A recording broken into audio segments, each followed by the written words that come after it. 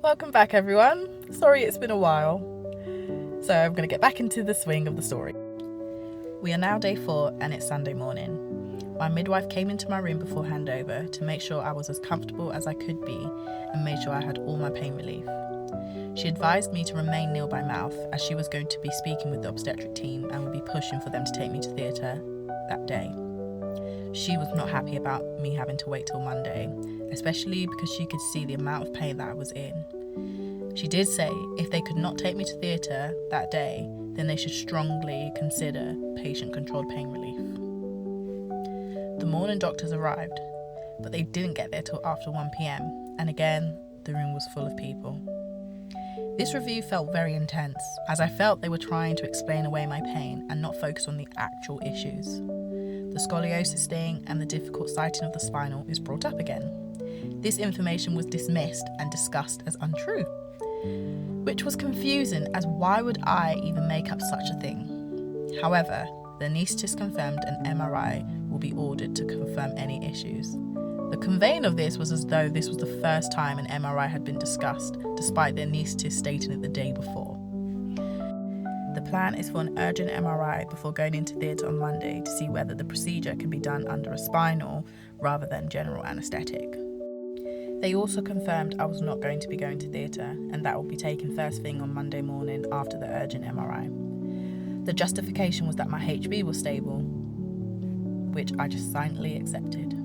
I remember at this point feeling low and fed up. We hadn't seen our eldest since Wednesday afternoon and we truly missed him.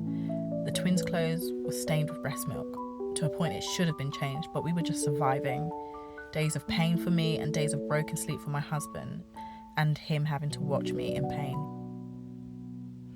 Usually, no visiting is allowed on the delivery unit. However, the midwife in charge made an exception and allowed our eldest to come and visit. Though extremely painful, this gave me the drive to get up and shower and get dressed before he arrived. My husband then left the room to get him from our family friend, who was looking after him. It was emotional seeing him walk through the door. He was now a big brother. Suddenly he looked so huge and mature. This was a happy but heartbreaking moment. We missed him so deeply it made our hearts hurt. He wasn't that interested in his new brother and sister, but more fascinated with the glow lamp in the room. I cried after he left, as I desperately just wanted to be home and beginning our new life as a family of 5. That night was extremely busy. I barely got any sleep because of the pain, but also there was a lot of births, and I think I heard 90% of the women that were giving birth. This meant my pain relief was completely delayed. My blood pressure also went up, which I had to be medicated for. We spent the night breastfeeding, cup feeding and pumping. I started to notice that my supply was slowly getting less and less at each pump, but I kept going as I wanted the twins to have the best start, and I wanted to make sure they had enough for when I went back to theatre and whilst recovering. The night of day 4, a Sunday, going into day 5, a Monday, was not only hectic but an emotional roller coaster. As I was scared, I was in pain and I was worried. I was worried it was going to be postponed again and fearful of being put to sleep. I prayed to God and left it there.